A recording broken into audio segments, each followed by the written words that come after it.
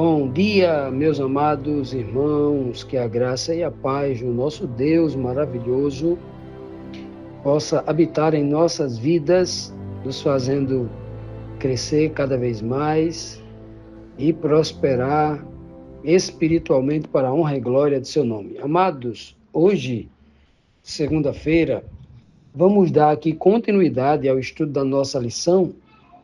Iniciamos aqui a lição do livro de 1 Coríntios, e ontem, no domingo, iniciamos aqui a lição, a primeira lição, inclusive, falando sobre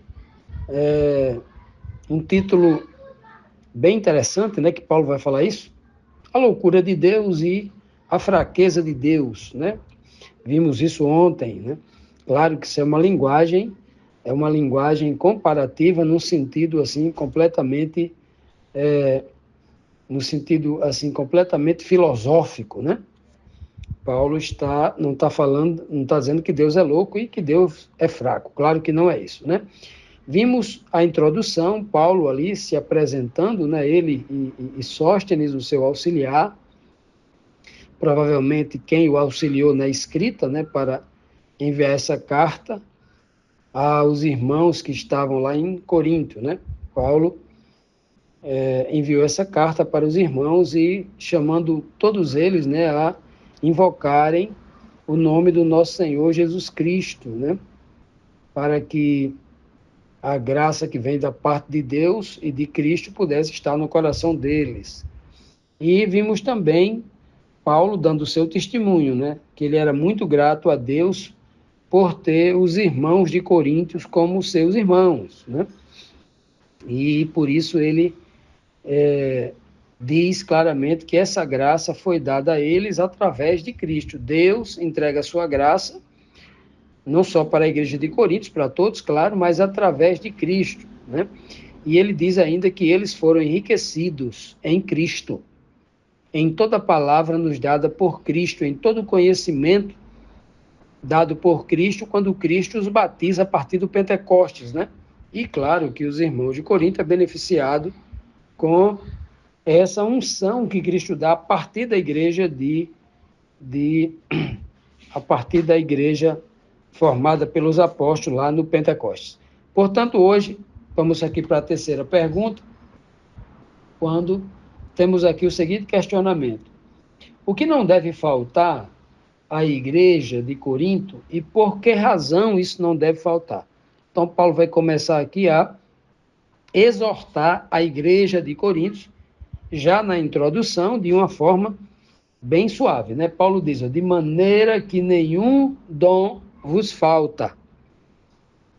Paulo está dizendo que, seguindo aqui o texto anterior, Paulo disse que, através de Cristo, eles foram enriquecidos, receberam toda a palavra e todo o conhecimento, de maneira que nenhum dom vos falta. Que coisa, Esperando nenhum dom falta com objetivo. Qual objetivo? Esperando a manifestação de nosso Senhor Jesus Cristo, o qual vos confirmará também até o fim. Aquele que começa a obra até o fim, Para serdes irrepreensíveis no dia de nosso Senhor Jesus Cristo. Então, Paulo, nessa questão aqui, Paulo vai exortar a igreja, está exortando a igreja para que ela perceba que até aquele momento nenhum dom faltou para a igreja. E como é que funciona isso? Imagine que a igreja de Coríntios tivesse, vamos colocar aqui um número utópico, vamos criar aqui um número aqui, de 200 membros, um exemplo. A igreja de Coríntios tinha 200 membros. E então, a igreja de Coríntios precisava ali de 30 dons diferentes. Esses 30 dons que a igreja precisava, uma pessoa o dom de servir, outra pessoa o dom de ensinar, outra pessoa o dom de curar, outra pessoa o dom de apaziguar, outra pessoa o dom de ajudar como Dorcas, outra pessoa, e aí por diante. 30 dons. Esses 30 dons foram dados a cada pessoa o seu José recebeu 30 dons, a dona Maria recebeu 30 dons. Não é assim que funciona, né? Pode ser que muitos irmãos na igreja, vários, tenham o mesmo dom, o dom de ensinar, né? Claro que pode ter. Mas existem dons especiais dados a um, para que aquele um complemente aquele outro que não tem. Porque o próprio apóstolo Paulo, ele praticamente ali recebeu a inspiração para nos dar uma aula sobre como funciona a igreja. A igreja é como um corpo, né? Como um corpo. Jesus é o cabeça, a cabeça no sentido de a parte inteligente, a parte racional, a parte que comanda todos os órgãos do corpo, né? Quem comanda tudo, né? É quem diz o braço levante, diz o braço baixe, diz a língua fale isso, né? Tudo vem realmente de comandos que vêm da parte da razão, da inteligência humana, né? Então, Cristo é o cabeça desse corpo espiritual, que é a igreja. E aí, cada membro do corpo é diferente um do outro, né? Não tem um órgão chamado coração, não tem um outro órgão chamado rins, outro chamado fígado, outro chamado baço, outro chamado pâncreas, outro chamado intestino, né? Intestino delgado, intestino grosso, né? Outro chamado pulmões e assim por diante. Tem os braços, tem as pernas, né? Cada um tem uma função, não é mesmo? Então, assim também era a igreja de Corinto. E toda e qualquer outra igreja. Então, Paulo está dizendo que nenhum dom faltou para aquela igreja. Ou seja, todos os dons necessários, um dom dado a um, outro dom dado a outra, e quando essas igrejas unidas se juntavam, todos os dons se manifestavam. Nem todos tinham todos os dons. Um poderia que tinha só um dom, e naquele dom ele era perito. Tem uma pessoa que tem aquele dom, e aquele dom ninguém faz como ela é perita naquilo. E aí a igreja é beneficiada, né? Então é isso que Paulo está dizendo, que nenhum dom faltou à igreja. Não é nenhum dom faltou a cada um, não, é a igreja. Ele está falando aqui a coletividade. É assim que Deus faz para que um irmão não se exalte sobre outro e todos dependam uns dos outros, para que se complementem um ao outro. Isso é maravilhoso, assim como é o corpo humano, né? O fígado precisa de outros órgãos precisam do fígado e assim por diante, né? E ele diz bem claro que esses dons que não faltou para a igreja, ele existe para que as pessoas perseverem e esperem até a manifestação do Senhor Jesus, que, fazendo isso, o próprio Senhor Jesus confirmará, né, esses dons e essa preparação e essa força até o tempo do fim, ou até o último suspiro de cada um, ou até o dia do seu retorno, né? Com um objetivo: o dom não é dado para ninguém se exaltar, ele diz bem claro, é para seres irrepreensíveis para o dia do Senhor.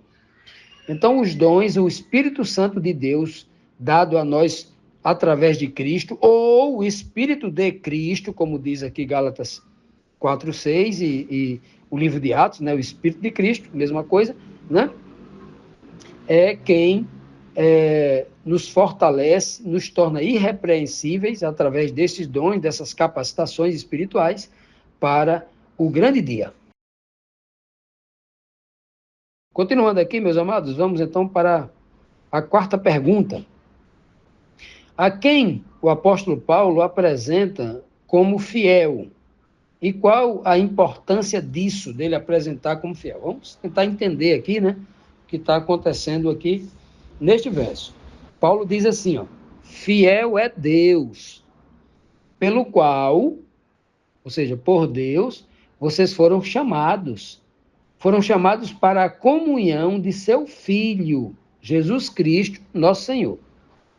Primeiro, deixar bem claro aqui, que aqui já é a quarta vez, nessa introdução curtíssima que nós fizemos até agora, que Paulo chama Jesus de Senhor. É a quarta vez. Ele está repetindo muito: Jesus nosso Senhor, Jesus nosso Senhor, Jesus nosso Senhor. E nenhuma delas, Paulo vai dizer Jesus nosso Deus. É muito claro as cartas de Paulo. Não tem como nós, em lugar nenhum aqui nas cartas de Paulo, chamar Jesus de Deus, porque Jesus é o nosso Senhor.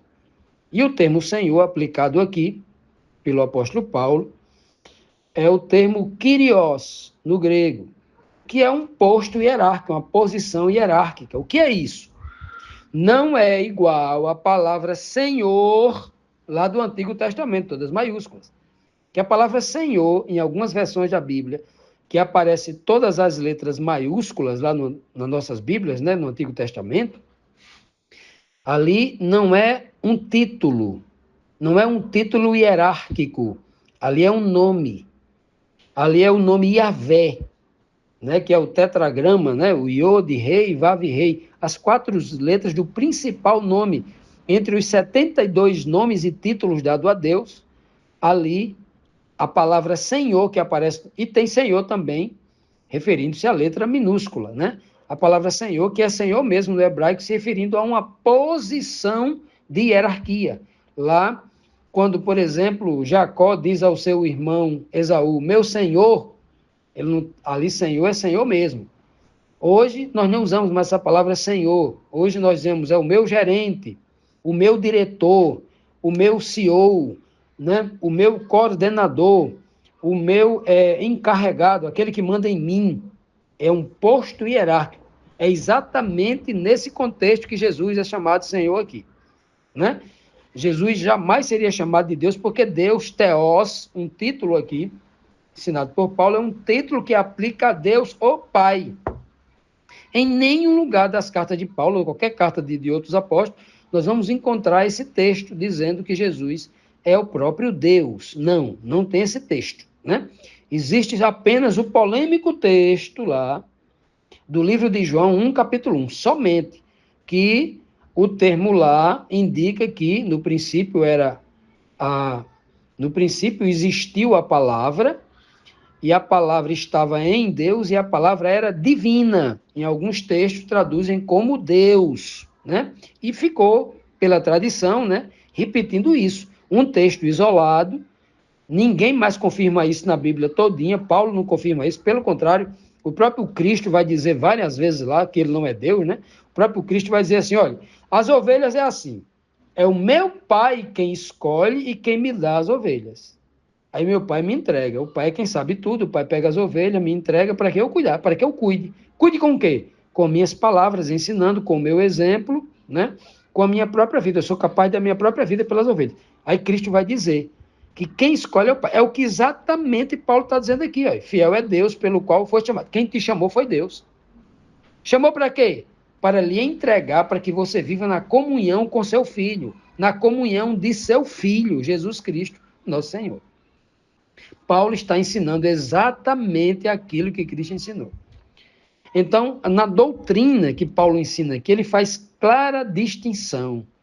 Deus é uma pessoa, é aquele que escolhe, é aquele que chama, é aquele que entrega a Cristo para que Cristo possa cuidar, para que Cristo possa comandar, para que Cristo, sendo o caminho, conduza, sendo a ponte, conduza essa pessoa até Deus. Cristo diz bem claro, ninguém vai ao Pai senão por mim. Então, é por isso que o Pai entrega a Cristo, para que Cristo, o Espírito de Deus, convida o homem lá, toca no coração do homem.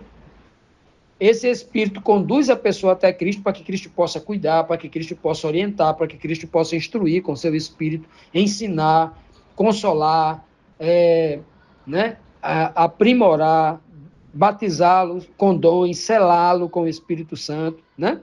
E aí sim, Cristo é quem prepara essa pessoa. E por isso que nós temos não só os ensinamentos de Cristo, mas o exemplo de Cristo. Cristo, o Filho de Deus, foi nos dado aqui, principalmente para ser o nosso exemplo. O próprio apóstolo Paulo, inclusive, vai escrever lá na carta aos Efésios, né, a igreja de Éfeso, capítulo 4, versículo 13, ele deixa bem claro, mostrando que Cristo foi dado para ser nosso exemplo. Desde lá, que todos nós temos que atingir a estatura do homem perfeito, chamado Jesus Cristo. Atos 4:13. Então, é para isso que Deus nos chama, o Espírito de Deus chamou a mim, chamou a você em algum momento da vida, nós escutamos essa voz, e Deus nos entrega Cristo, para que Cristo agora, por seu exemplo, com seu Espírito falando ao nosso coração, nos convencendo do pecado, da justiça e do juízo, nos encaminhe nesse caminho da verdade, nesse caminho da luz, no caminho da libertação, da liberdade, né, melhor dizendo, até o fim, que é o que Paulo disse aqui no verso anterior, para que a gente se mantenha irrepreensível até o dia do Senhor, até o dia da sua revelação. Portanto, meus amados, essa é a beleza com que o apóstolo Paulo ensina sobre Deus e sobre Cristo.